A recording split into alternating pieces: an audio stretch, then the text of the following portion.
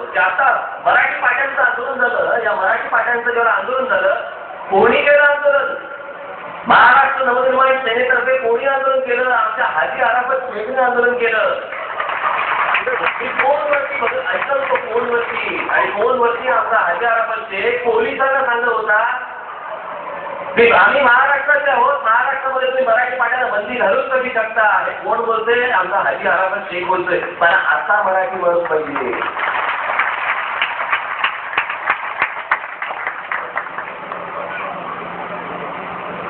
या आपल्या गोष्टी आपल्याला पाहिजे. नाही थांबवा नाही येतं.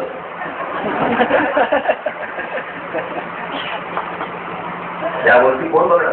प्रत्येकाला आपापल्या प्रांताबद्दल अभिमान असतो, प्रत्येकाला आपापल्या माणसाबद्दल अभिमान असतो. प्रत्येकजण जिकडे जातो तिकडे, म्हणून मी सांगतो ना की महाराष्ट्रामध्ये मराठी माणसाचा उत्कर्ष झाला पाहिजे आणि जो या महाराष्ट्राच्या भूमीवरती प्रेम करतो त्याचाही उत्कर्ष झाला पाहिजे. पण पहिल्यांदा महाराष्ट्रावरती प्रेम करतोय सिद्ध झालं पाहिजे.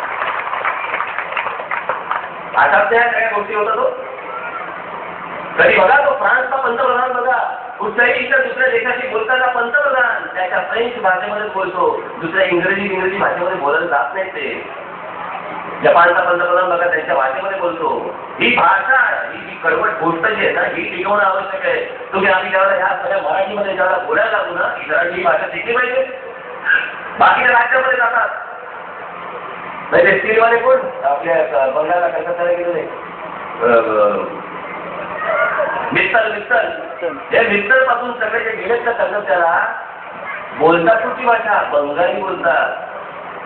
टर्कीची भाषा बोललीच नाही त्यांनी तर पुढे काही कार्यक्रमच नाही, उद्योगच करता येणार नाही, अशी परिस्थिती आहे. आज ते सगळे धोंडे येतात. काय होतात गुजरातमध्ये, काय येतात तामिळनाडूमध्ये, काय येतात आंध्र प्रदेशमध्ये, काय येतात केरळामध्ये, काय येतात कर्नाटकामध्ये. आता काय केले गेलं तर भाषा शिकायला गेलं. आणि आम्ही हजून पडले होतो पहिल्यापासून. गेले काय त्यांना आपली भाषा कळली पाहिजे, आपली भाषा टिकली पाहिजे. या भाषेच्या जोरावरती अनेक राज्य, अनेक देश हा आपला स्वाभिमान, आपलं अस्तित्व टिकवून असतात. आणि म्हणून हे जे अस्तित्व टिकवायला पाहिजे होतं ते टिकवलं गेलं नाही ना. हे कुठून टिकवायला लागतं? या अशा संस्थांमध्ये टिकावं लागतं. कोणत्या संस्था? अशा महानगरपालिका, राज्य सरकार ह्याच्यात टिकवावं लागतं. ते